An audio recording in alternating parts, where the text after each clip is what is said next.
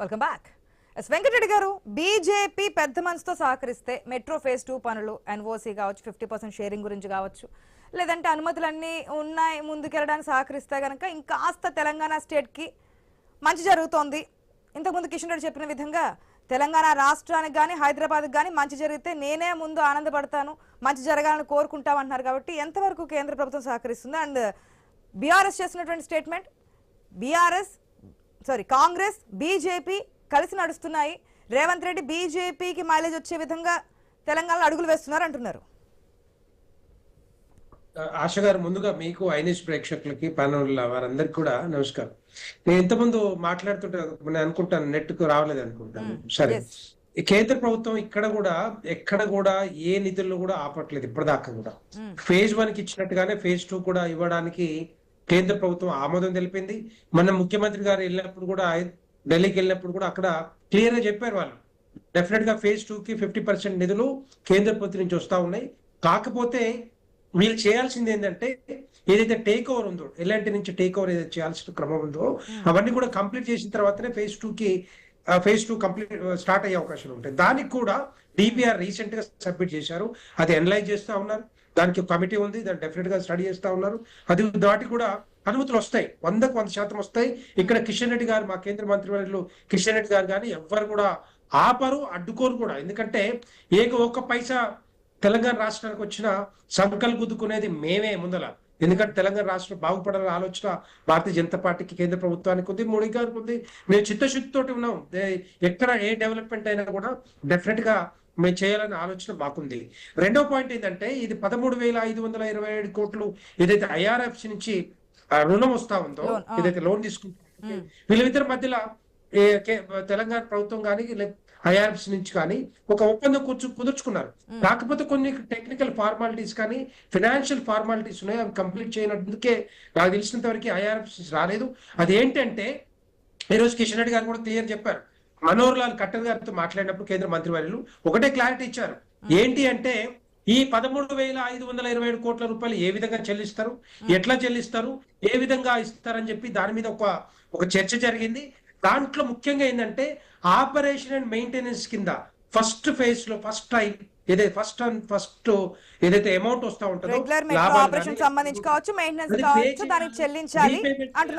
Repayment చేయాలని ఆలోచన అది ఉంది. కాబట్టి దాని మీద వీళ్ళు క్లారిటీ ఇవ్వలేదు, తెలంగాణ ప్రభుత్వం క్లారిటీ ఇవ్వలేదు కాబట్టి అది రాలేదు. లేకపోతే ఇప్పటివరకే డిస్పర్స్ అయ్యేది.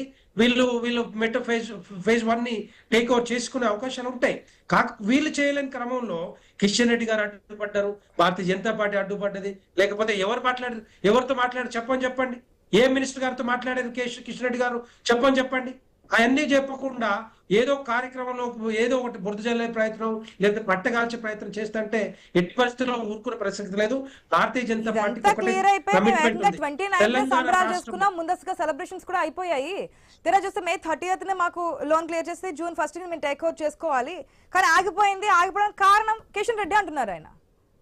అదే నేను చెప్తున్నా కదా, వీళ్ళు చేయాల్సిన పని చేయకుండా, వీళ్ళు డాక్యుమెంటేషన్ ప్రాసెస్ కంప్లీట్ చేయకుండా, టెక్నికల్ ఫార్మాలిటీస్ కంప్లీట్ చేయకుండా నాకు రుణం ఇస్తా అంటే ఇస్తారు ఎవరైనా? ఇప్పుడు ఫర్ ఎగ్జాంపుల్ నాకు కావాలి, ఒక లోన్ కావాలి, నేను ఒక ఇల్లు కట్టుకోవాలనుకుంటున్నాను, ఒక కారు కొనుక్కోవాలనుకుంటున్నాను, ఎన్ని రకాల సంతకాలు పెట్టుకుంటారు, ఎన్ని రకాల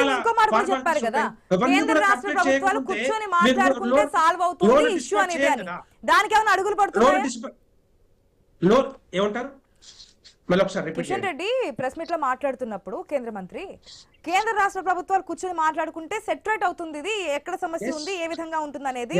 ఆ విధంగా కూర్చుంటే బయటకు వచ్చి ఇట్లా విమర్శలు చేస్తే ఎందుకు అంటున్నారు? పనులకు సంబంధించి ఎంతవరకు ముందుకెళ్తున్నాయి ప్రభుత్వాలు, కేంద్ర ప్రభుత్వం అయినా రాష్ట్ర ప్రభుత్వమైనా?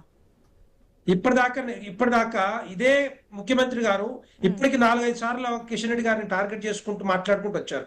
ఎప్పుడైనా కూడా కిషన్ రెడ్డి గారు మీ అపాయింట్మెంట్ కావాలి, మీతో మాట్లాడాలనుకుంటున్నాను, రకరకాల మంత్రులు, కేంద్ర మంత్రులతో మాట్లాడొస్తారు. కానీ కిషన్ రెడ్డి గారిని ఎక్కడ కూడా కలిసి మనం ఇక్కడ పోదాము, మెట్రో ఫేజ్ 2 నిధులు రావాలి, ఐఆర్ఎఫ్స్ నుంచి నిధులు రావాలి, లోన్ తొందరగా ఫినిష్ చేద్దాము అని చెప్పి ఎప్పుడైనా మాట్లాడారా? ఈ రోజు కూడా కిషన్ రెడ్డి గారు చెప్పారు, నన్ను ఎక్కడికి రమ్మన్నా కూడా నేను వస్తా,